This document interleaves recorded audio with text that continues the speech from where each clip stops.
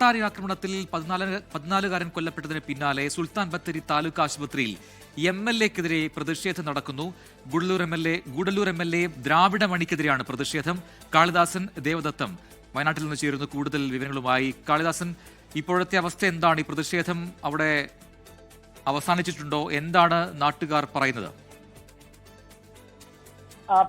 പ്രതിഷേധം ശാന്തമാണ്. പക്ഷേ ഇവരുടെ ആവശ്യം അത്രത്തോളം ഗുരുതരമാണ് എന്നുള്ളതാണ് മനസ്സിലാക്കുന്നത്.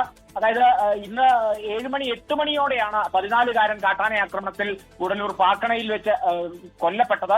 ശേഷം സ്വകാര്യ ആശുപത്രിയിലേക്കായിരുന്നു ആദ്യം മാറ്റിയിരുന്നത്. ആ സമയത്ത് ജീവൻ രക്ഷിക്കാനായി ശ്രമിച്ചിരുന്നെങ്കിലും ജീവൻ രക്ഷിക്കാനായില്ല. പിന്നീട് മൃതദേഹം ബത്തേരി താലൂക്ക് ആശുപത്രിയിലേക്ക് മാറ്റുകയായിരുന്നു. ഈ മാറ്റിയതിന് പിന്നാലെയാണ് ഇപ്പോൾ വലിയ രീതിയിൽ പ്രദേശവാസികളുടെ ഒരു പ്രതിഷേധം MLA-ക്കെതിരെ ഉയർന്നിരിക്കുന്നത്. ഗൂഡല്ലൂർ MLA ദ്രാവിഡ മണിക്കെതിരെയാണ് ഉയർന്നത്. അതായത് പ്രദേശവാസികൾ, പ്രതിഷേധക്കാർ ആരോപിക്കുന്നത് വനം വകുപ്പ് ഇവിടെ നിന്നും മൃതദേഹം കൊണ്ടുപോയി ഗൂഡല്ലൂരിൽ എത്തിച്ച് തമിഴ്നാട്ടിലേക്ക് എത്തിച്ച് പോസ്റ്റ്മോർട്ടം നടത്തി മൃതദേഹം സംസ്കരിക്കുക എന്നുള്ള നടപടി ചെയ്യാനുള്ള ഒരു ഉദ്ദേശമാണ് വനം വകുപ്പിനുള്ളത് എന്നുള്ള ആരോപണമാണ് പ്രദേശവാസികൾ ഉന്നയിക്കുന്നത്. അതുകൊണ്ട് തന്നെ അവർ മൃതദേഹം അവിടുന്ന് കൊണ്ടുപോകാൻ സമ്മതിക്കുന്നില്ല. ബത്തേരി താലൂക്ക് ആശുപത്രിയിൽ വെച്ച് തന്നെ നാളെ പോസ്റ്റ്മോർട്ടം ചെയ്യണം എന്നുള്ള ഒരു കാര്യം കൂടിയാണ് അവർ ഉദ്ദേശിക്കുന്നത്. MLA ദ്രാവിഡ മണി അടക്കം ഇപ്പോൾ സ്ഥലത്തെത്തിയിട്ടുണ്ട്. കാളിദാസൻ ദേവദത്തമാണ് വയനാട്ടിൽ നിന്ന് വിശദാംശങ്ങൾ നൽകിയത്.